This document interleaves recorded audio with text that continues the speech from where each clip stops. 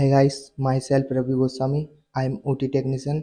आज मैं एक्सप्लेन करूंगा एलएससीएस इंस्ट्रूमेंट। ठीक है ना, कौन से इंस्ट्रूमेंट कब यूज करते हैं, एलएससीएस क्या होता है, उसका क्या फंक्शन होता है, क्या रोल रहता है। ठीक है ना, एलएससीएस ऐसा होता है जब यूट्रस के अंदर बेबी गेन करता है, जो जो जो फीमेल पेशेंट की नॉर्मल डिलीवरी नहीं हो पाती है।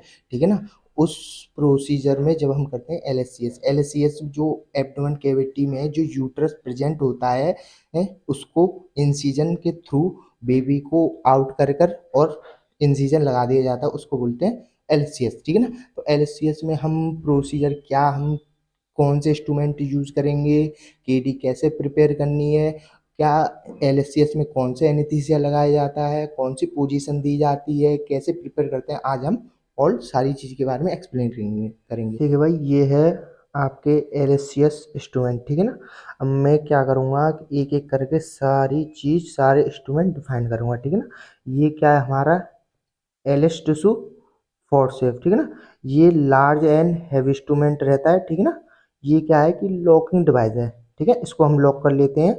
ठीक है ना, और ये लॉकिंग डिवाइस है।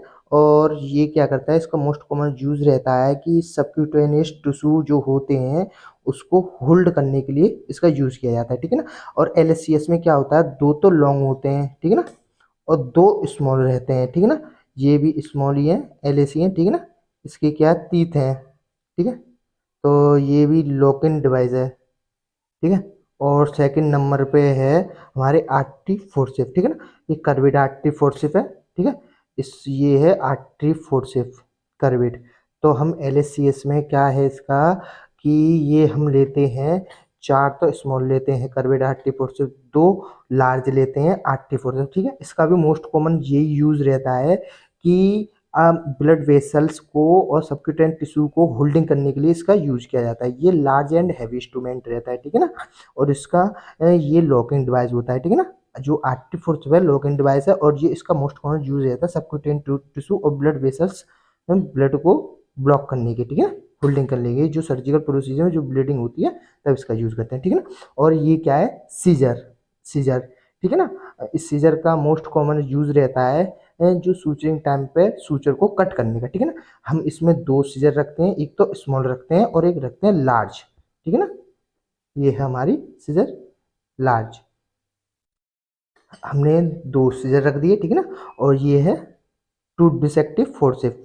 ये क्या है, टू डिसेक्टिव फोर्सेप, जो कि स्किन को होल्ड करने के लिए इसका यूज किया जाता है, और नॉट टू डिसेक्टिव फोर्सेप। ठीक है ना, और जी थर्ड नंबर पे लेते हैं हम निडल होल्डर। ठीक है ना, इसका निडल होल्डर का जो मोस्ट कॉमन यूज होता है स्विचिंग टाइम पे निडल को होल्ड करने के लिए इसका यूज करते हैं। ये लार्ज एंड हैवी इंस्ट्रूमेंट रहता है, ये लॉकिंग डिवाइस रहता है। इसको क्या है कि स्विचिंग टाइम पे होल्ड कर कर और स्विचिंग करते हैं। ठीक है ना, ये रहता है। और इसके बाद में आते हैं स्पंजी होल्डर पर। स्पंजी होल्डर का क्या काम रहता है कि सर्जिकल पार्ट को प्रिपेयर करने के लिए इसका यूज किया जाता है, सर्जिकल प्रोसीजर होने से पहले। ठीक है, ये क्या है, लार्ज एंड हैवी इंस्ट्रूमेंट होता है, ये भी लॉक एंड डिवाइस रहता है। ठीक है ना, ये हो गया हमारे स्पंजी होल्डर। और बाट पार्कर, यानी कि बाट पार्कर भाई, बाट पार्कर हम 4 नंबर का यूज करते हैं। ठीक है ना, और इसमें यानी पेशेंट के अकॉर्डिंग हम ब्लेड का यूज करते हैं। ठीक है, और इसके बाद में ये है बेबकॉप टिश्यू फोर्सेप। ये है बेबकॉप टिश्यू फोर्सेप, बट इसकी जगह हम अगर टोबल क्रेम्प भी ले लेंगे तो भी चल जाएगा, क्योंकि भाई इसको हम जो ट्यूब होती है सक्शन ट्यूब और ट्यूब भी होती है उसको होल्डिंग करने के लिए यूज किया जाता है।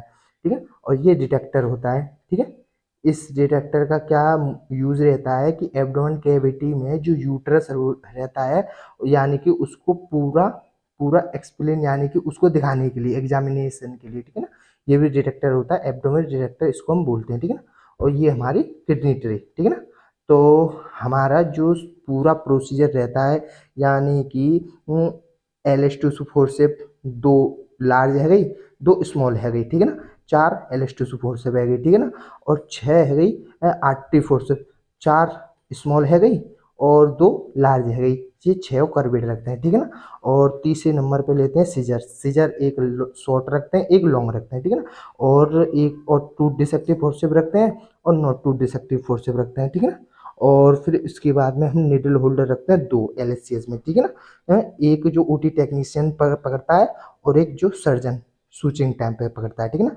एक साइड से क्या करते हैं, होल्ड करते हैं। एक ओटी टेक्नीशियन क्या करेगा, सूचर को एक लंग से होल्ड करेगा और एक लंग से जो सर्जन होता है वो नोट मारेगा, ठीक है ना। उसके बाद में ये स्पंजी होल्डर, ठीक है ना, एक स्पंजी होल्डर रखेंगे प्रिपेयरिंग सर्जिकल पार्ट, और 4 नंबर का पार्ट पार कर रखेंगे, ठीक है। और ये बेबकॉप टिश्यू फोर्सेप होता है, जिसको इसकी जगह टोवल क्लिप भी रख लो तो कोई प्रॉब्लम नहीं है, कोई इशू नहीं, क्योंकि इसका जो मोस्ट कॉमन यूज हो रहा है वो होल्डिंग के लिए, ठीक है ना। और ये डिटेक्टर डिटेक्टर रख लेते हैं हम एक, क्योंकि एग्जामिनेशन ऑफ यूटरस, ठीक है ना, और किडनी टेस्ट, ठीक है। हम यानी कि अब स्टेप्स रखेंगे 1, ठीक है। इसके अंदर हमने एलिस डाल दिए, ठीक है ना, 2 लॉन्ग और 2 स्मॉल, ठीक है ना। और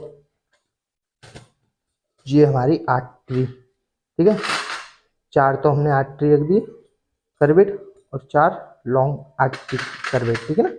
इसको हम करवेट बोलते हैं क्योंकि ये मुड़ी हुई है, ठीक है। स्टेट स्कूल, और ये है सीजर, ठीक है, 2 हम सीजर रख देंगे, ठीक है। उसके बाद में 2 डिसेक्टिव और नॉट 2 डिसेक्टिव फोर्सेप रख देंगे इसके अंदर। फिर इसके बाद में फिर हम ले लेते हैं निडल होल्डर, 2 निडल होल्डर को रख देंगे किडनी ट्रे में, ठीक है ना। इसको उठा के हमने निडल होल्डर को रख दिया। उसके बाद में हम रख देंगे स्पंजी होल्डर, जिसको हम यूज करते हैं सर्जिकल प्रोसीजर टाइम पे मोस्ट कॉमन रहता है। और बाट पार्कर यानी कि 4 नंबर का बाट पार्कर यानी ब्लेड पार्कर, बीपी हैंडल भी बोलते हैं, ठीक है ना। और बेबकॉप टिश्यू फोर्सेप, ठीक है ना, इसको हम रख देंगे। और एक डिटेक्टर, ठीक है। अब ये हमारे एलसीएस इंस्ट्रूमेंट सारे प्रिपेयर हो गए, ठीक है ना। 10 यानी कि 10 होते हैं इंस्ट्रूमेंट जो अब उंगली पे, जैसे कि हमने किडनी ट्रे ले लिया, एक किडनी ट्रे। सेकंड नंबर पे ले लिया हमारे आर्टरी फोर्सेप, 4 आर्टरी फोर्सेप है गए करवेट, और 2 लार्ज हो गए आर्टरी फोर्सेप, ठीक है ना। और फिर उसके बाद में एलएस फोर्सेप है गई, 2 लॉन्ग है गए, 2 स्मॉल है गए, ठीक है ना। और तीसरे नंबर बाट मार्कर, जो कि 4 नंबर का होना चाहिए, जिसको हम ब्लेड मार्कर भी बोलते हैं, जो कि इन सीजन टाइम पर यूज किया जाता है। और जो छठवां होता है निडल होल्डर होते हैं, जो कि हम 2 रखते हैं, ठीक है ना, लॉन्ग निडल होल्डर, जो कि सूचरिंग टाइम पे मोस्ट कॉमन यूज रहता है। और जो छठवां रहता है हमारा, वो रहता है यानी कि इंसीजन, यानी कि सूचर को कट करने के लिए। तो हम इंसीजन रखते हैं, एक तो लॉन्ग रखते हैं और एक स्मॉल रखते हैं, ठीक है ना। तो और जो कि कट करते हैं हम उसको, सूचर को। और फिर जो 7वें नंबर पे रहता है हमारा 2 डिसेक्टिव फोर्सेप, नॉट 2 डिसेक्टिव फोर्सेप, एक एक रख लेते हैं, क्योंकि इसको जब भाई निडल हो, जब हम सूचर करेंगे तो निडल होल्डर को जब यूज करेंगे तभी तो हम 2 डिसेक्टिव फोर्सेप से स्किन को होल्ड करके तभी तो प्रॉपर तरीके से सूचरिंग हो पाएगी, ठीक है ना। फिर उसके बाद में हम रख लेंगे एक टोवल क्लिप, ठीक है, बस हो गई। और एक डिटेक्टर हो गया, डिटेक्टर यानी कि 10 पूरी पूरी चीज का सेट बना दिया हमने। अब इसको बांधने का तरीका, ठीक है।